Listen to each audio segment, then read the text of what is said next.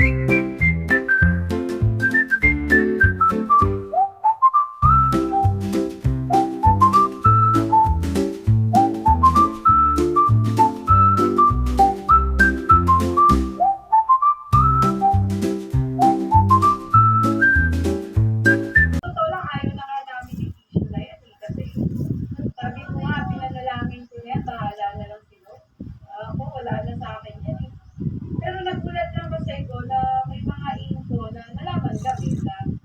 lang pala to mga nangyari. May mas mga malala na pala. So, ipagpasuggest natin kasi alam naman natin na i-edit man o i-delete man nila yan, yung nasa taas, hindi mo ma-i-edit yun. Nakakita yun. Hindi yung bulat. Diba? Talagang malakas na ang sayang mo. Malakas na ang sayang mo sa utak. Kasi ang Panginoon dinadami mo sa katangahan. Eh, pangingin doon, miss.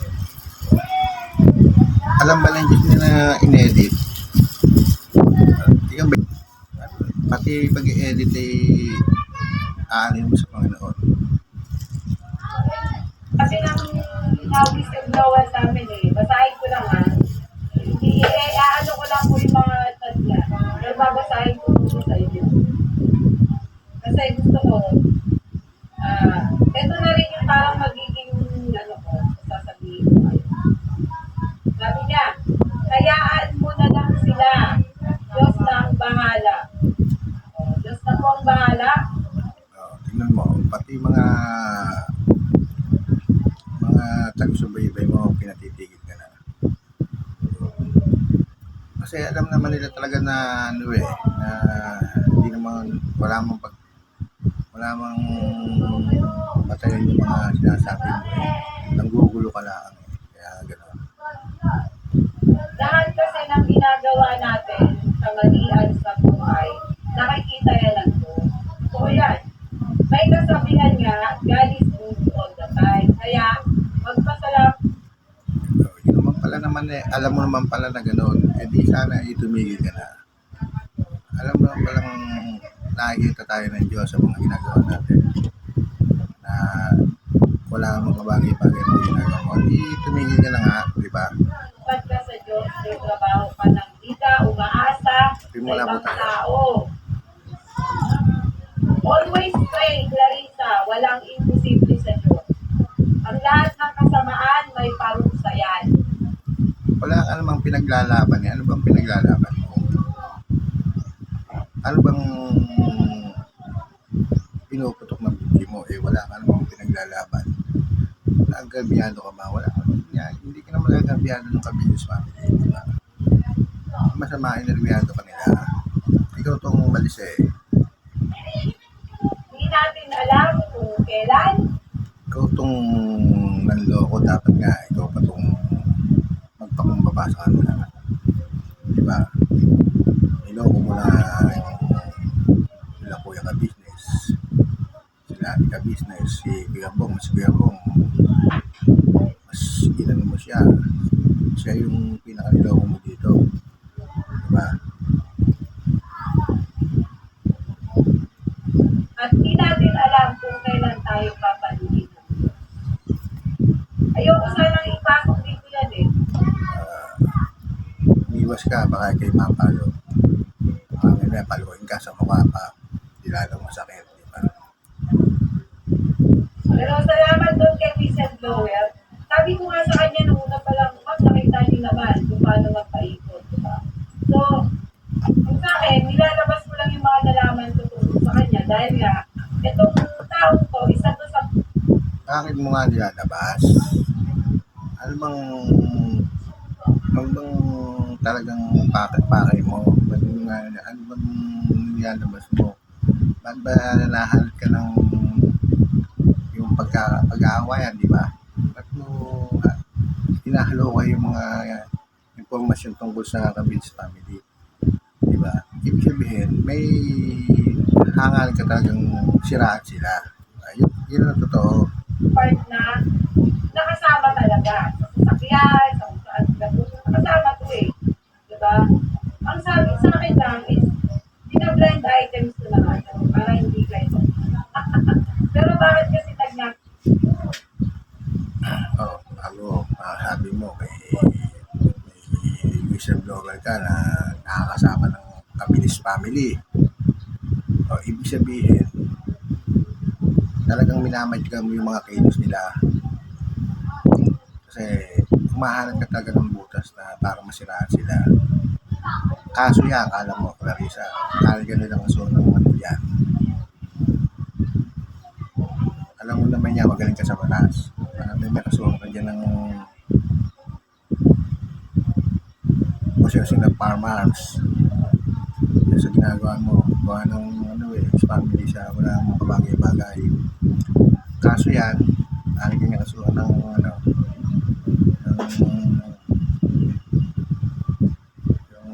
tawag doon, yung illegal gambling. Diba? Alam mo yan, matalino sa batas, illegal gambling at sa klase dyan. Nawaan ka dyan. O, tapos ay yung mga hindi naman sa inyo, inaangkin nyo. So, ang masasabi ko lang ngayon, katulad ng sabi ni Ma'am sabi niya, ipagpasalis na lang. Actually, matagal na sinabi ipagpasalis niya. Pinagpa sa Diyos mo, ngaw-ngaw ka na ngaw-ngaw.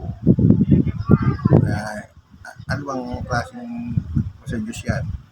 Pati ang isabat mo na pagpasa sa Diyos, hindi naman kayo hindi kayo naghahanap ng Kabilis family. Ano bang pinututok ng busin nyo? Diba? Although nakikita naman na namin na may nangyayari. Hindi, aaway kami, pag nanalangin kami, hindi kami dun sa prayer na bad prayer, hindi po kami gano'n. Alam namin kasi na, sabi ko nga, hindi naman bulag ang Panginoon. Ano yung, hindi niya i-grant yung mga panalangin kung alam niyang makakasama din sa kapwa ko. Hindi yun. Hindi kami gano'n. Ang sinasabi, Totoo ba yung kasabi mo yan? Sa mga nalabas sa bunganga mo alang sa diba? hindi ko lang, just, ang Panginoon natin, tapat niya na humusga. Batay sa mga nagawa ko. So, ako, sabi ko, kung hindi kayo guilty, hindi nililinisin yung pagkakas. Bakit naglilinis kayo ng ito? May mga Isa pa yan, bakit mo pinapakain mo ng YouTube nila? Dapat dyan, kasuhan ka na rin yung kakabuya ka business.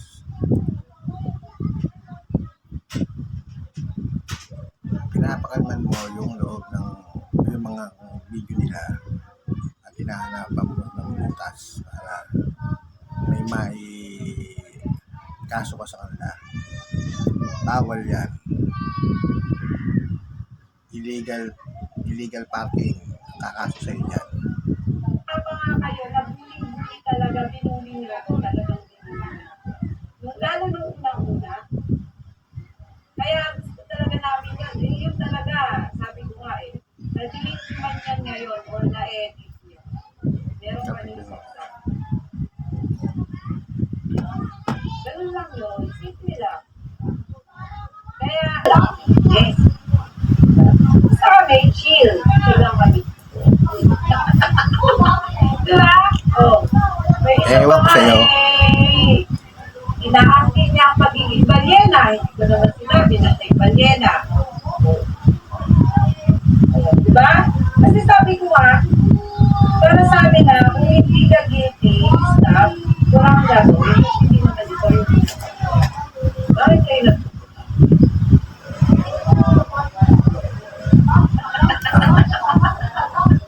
Yung mga style mo,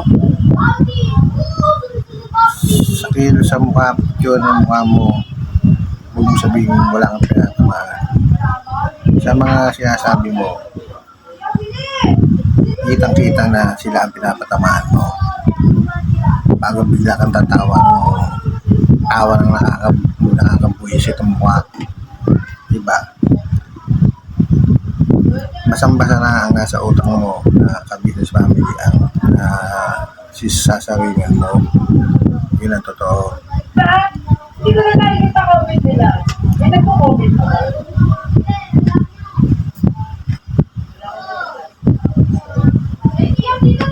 Yun lang masasabi ko mga kamahal. Kaya po ako, masasabi ko lang sa ngayon, wala yun nga, ilinisin nyo man yan, meron ko gusto.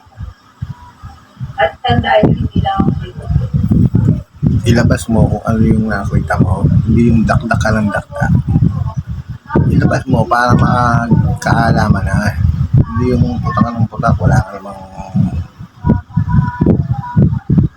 namang bakal na ano. May ebidensya, ilabas mo. Hindi yung ganyan ginagawa mo. Ano balikan? Yung mga maduduming ginawa, naniniginis sa puta. Sa tagal kong nanonood sa Business Family, buong vlog lahat hanggang ngayon, pinanonood ko.